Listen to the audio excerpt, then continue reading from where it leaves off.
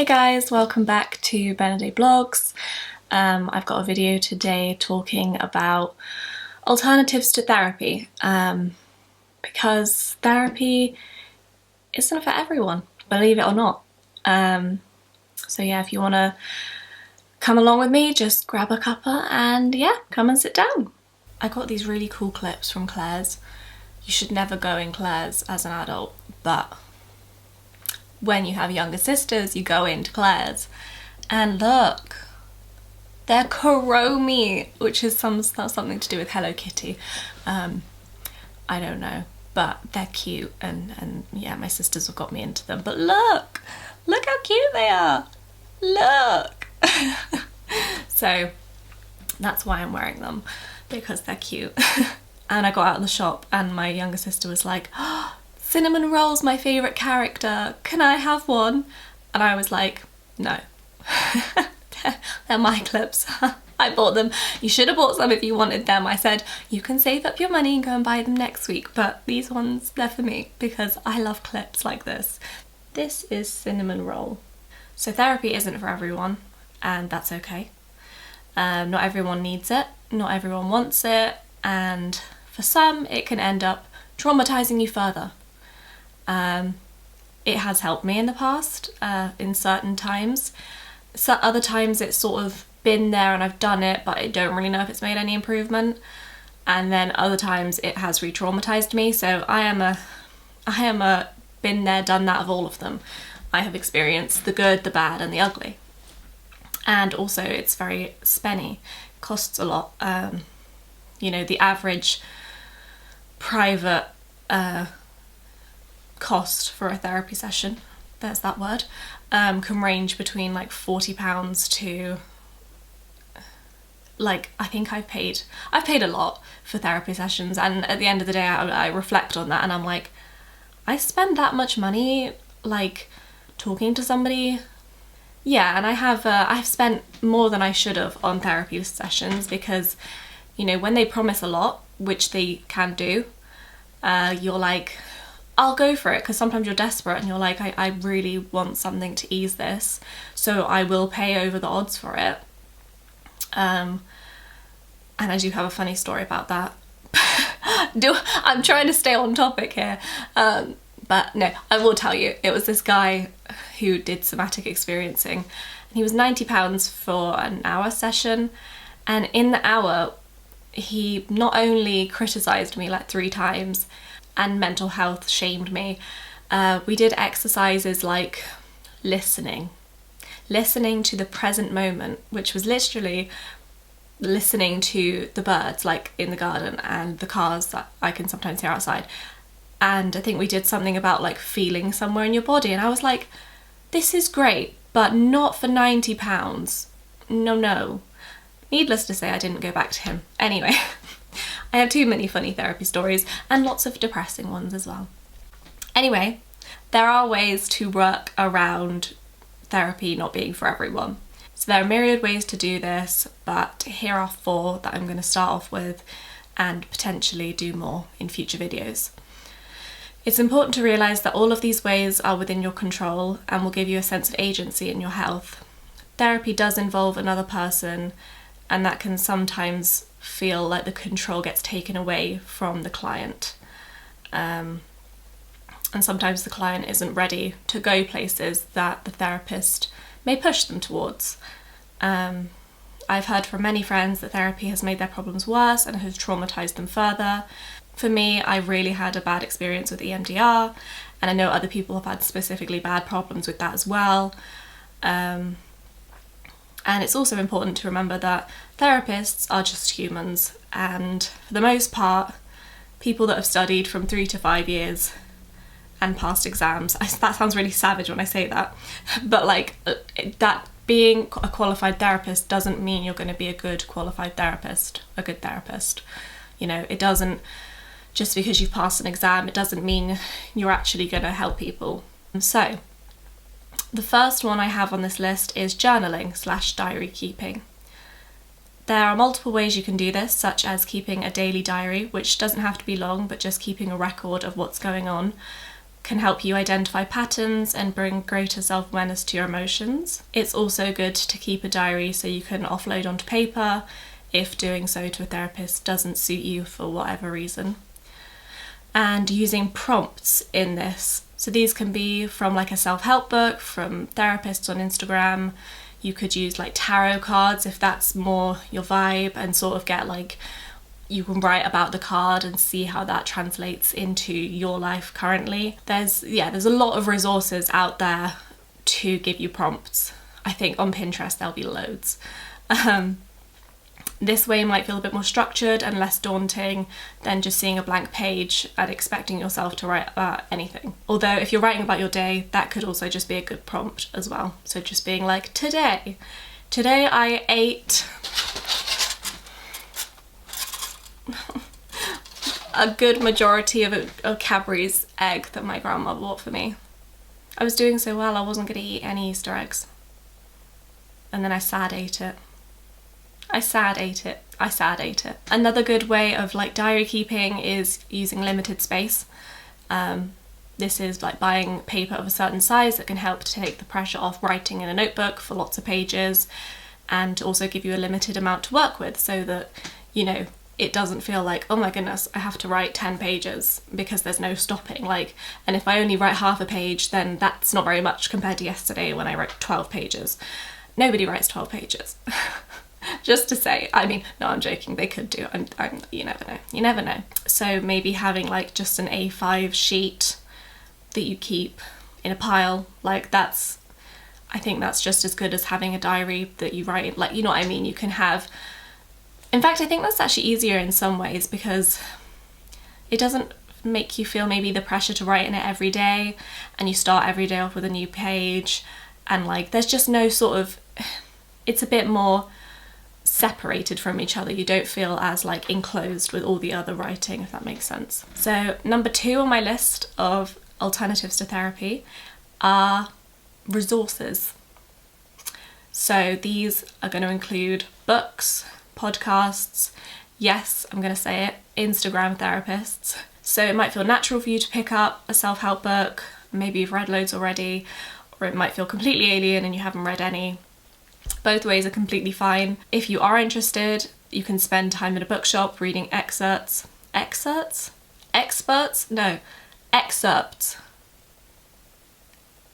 can't say it. Excerpts. Excerpts. No, I can't do it. If interested, you can spend time in a bookshop reading excerpts of certain books. You can ask people for recommendations, obviously reviews on Amazon, Goodreads, etc. And if you do go into a bookshop, and you know, you can, there are chairs in bookshops. Honestly, go and get yourself a couple and just sit in the chair and read them. You know, read the first 5 pages, and if it draws you in, great. And you know, you don't have to buy it from there, but don't feel pressure to buy it, you know, the second you see it in the store. And you know, you can just sit down in the shop, have a little read, go up to the cafe, and then, you know, if it doesn't draw your attention, put it back. And if it's expensive, which they can be, pop on to World of Books. Love World of Books. You can get, I've got a book there recently.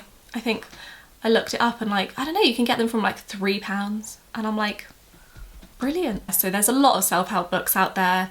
Can be a little bit intimidating if you don't know where to start. Yeah, I can relate to that. Yeah, you can do a lot of research around these things, and yeah, just pop into Waterstones, or what other big bookshops are there? WH Smith. At some point I will do a video with a couple of self-help books that have really helped me. My third alternative to therapy is movement, and this is obviously less wordy, completely less wordy. Movement is a basic need of the body and mind, and the way we currently live in society does not help to facilitate movement easily. So it does take motivation and willpower, which can be very, very, very, very, very, very, very, very difficult when living in distress and exhaustion. However, we need to take the pressure away and be like, all movement is good movement. This can range from doing 1 minute of shaking, you know, somatic shaking, body shaking, in the morning, to doing a full workout at the gym, to going on a run once a week round your local park. Yeah, the rule is any movement is good movement. If walking into town feels too much, walk to the local park. If going to the gym feels too daunting, you can try classes or ask a friend to come with you. Alternatively, you could just try exercises on YouTube. Try exercise videos on YouTube, which means you can be in the comfort of your own home. And again, it's free. So win-win there. And I read somewhere recently that dancing is one of the most powerful ways to improve mental health. Why aren't there more dance lessons around? I would love to go to dance lessons, but around where I live, there's not that many. And I'm like, please, I need help for my mental health. And I went to one the other week. It was intense, and you want to find something that fits you. The music was, I couldn't bear the music. So, you know, it's a shame when you go to a class and you're like, this isn't what I wanted. I don't mind it being hard. I just personally want pop. I just want pop music. Isn't too much to ask. And the last one I'm going to speak about today for alternatives to therapy are exercises. And when I say exercises, that sounds like I'm talking about movement again. But what I'm actually talking about is short exercises that can help rewire your brain. And there are plenty of apps, as I'm sure you're well aware, out there which are about mindfulness and meditation, and there's many versions. So if you don't like one app, say goodbye, get another app. You know, there's that Squarespace, that's a different thing. What is it? Headspace. There's Headspace, and I don't like Headspace personally. Yeah, I just don't, it's not for me. Whereas I do like the mindfulness app, which is the one that goes with the green book. And it's just like somebody talking. There's not like music in the background, because that's like my personal preference. I don't personally like music in my exercises, but some people really love that.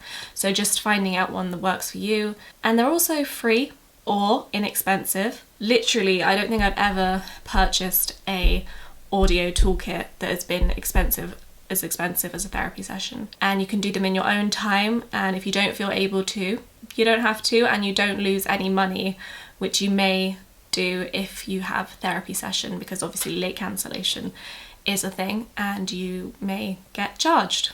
In fact, you likely will get charged. If you don't feel comfortable doing it on your own, you can ask a loved one to do it, or sometimes what I do if I feel too freaked out to listen to a brand new audio and do it, like a bit too like not in control of it, I'll just put it on in the background whilst I'm doing my makeup and just listen to it. You don't have to do it, just have it there just so your brain can get a bit used to it and just be like, yeah, this is something I have control over. If I don't like it, I can stop it at any point. And obviously you can do that in therapy, but it's just an alternative, you know, if therapy isn't for you. And with therapists on Instagram, I've found quite a few audio toolkits that they'll sell in little bundles. And yeah, you can, they can be sneaky in how much they charge. Yeah, you do need to be a bit aware of that, because it's actually quite amazing how much it's booming, you know, Instagram therapists and Instagram therapists, workshops and courses. And if I'm honest, some of them are complete rip-offs. I have invested in a few and I've been like, I literally could have learned this from a book. But I think when you're so eager to heal and eager to ease distress and eager to change the pain you're in, you do end up like prioritizing spending money on these things, because they do put big promises on them. This will safely discharge trauma. This will help shift your childhood trauma. This will teach you to regulate your nervous system, which is a whole thing. This is the new boom, which is I'm totally here for it. I'm totally here for the boom, but not the £500 course boom. I haven't spent that much, don't worry. But you know, some of them are. I've actually found one that's like, yeah, genuinely like £1,200 for a 12-week course, which is, you know, in comparison to therapy, I mean, it's maybe not that different. Actually, I think it is. But yeah, you've got to be a bit careful, and don't get too sucked into their promises, because I'm trying to encourage you to find audios, not take you away from them. I don't know, I'm very tired today. So you've got to be a bit careful out there, and just make sure you're not gonna get caught into a trap of this is gonna heal me, because they're all selling the same, they're selling this stuff like hotcakes. I'm not sure if that was quite the metaphor I was going for. So this can range from like mindfulness exercises to orienting exercises to body shaking exercises. There's so many different ones out there, which again kind of needs its own video. But yeah, I would say go and have a look on YouTube and just try some out. If they don't grab you, they don't grab you. But the thing you want to feel is you want to feel safe within it, and you want to feel contained, and you don't want it to freak your nervous system out. You don't want it to freak you out. So if it feels uncomfortable, just be like, it's fine, that one's not for me, or it's not for me right now, I'll give it a try at a later date. I'll give it a try at a later date.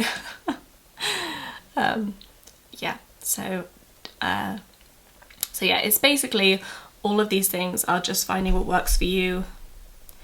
And obviously therapy is a very top-down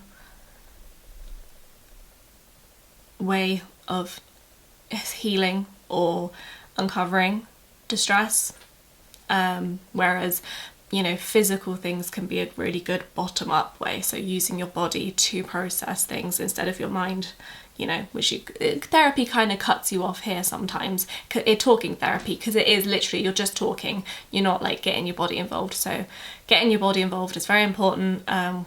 We're starting to really learn this now, after almost 50 years of just Freudian whatever. Yeah, not sure about that guy.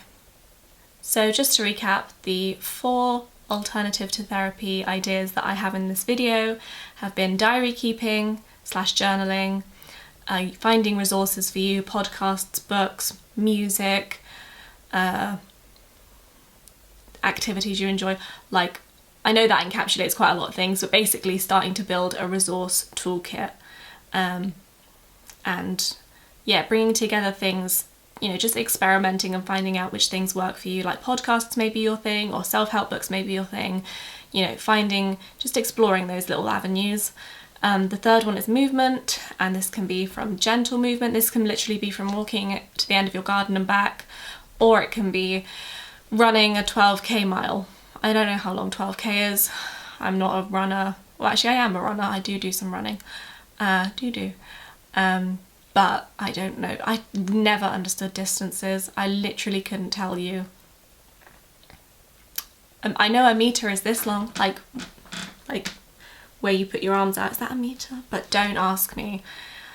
Oh, I genuinely can't do anything to do with like distance. And the fourth one is audios, and yes, this may fall under resources. However, I feel like it's one of the most important ones under resources, because yeah, I know that it has a lot of scientific evidence behind it. In fact, all of these things have really good scientific evidence behind it. So feel assured that doing these things does help, and over time, even if it doesn't help in the moment, because I do these things and sometimes they help. Sometimes I feel a bit better, other times I don't. I'm not saying these things are gonna make your life unicorns and roses. So yeah, thank you for joining me. This has been quite humorous because I've realised this is much more than one video can contain. But I hope you've got something from it and appreciated my Kuromi. I don't know which character this is, it's just one of the characters from the Hello Kitty thing. Clips, I love them. And yeah, that's it. So thanks for joining me for another video, and I will see you soon. Bye! I gotta go and throw this out now. There's still some bits left in the bottom. I might eat that. I'm gonna go make a cup of tea. I think that's a good idea.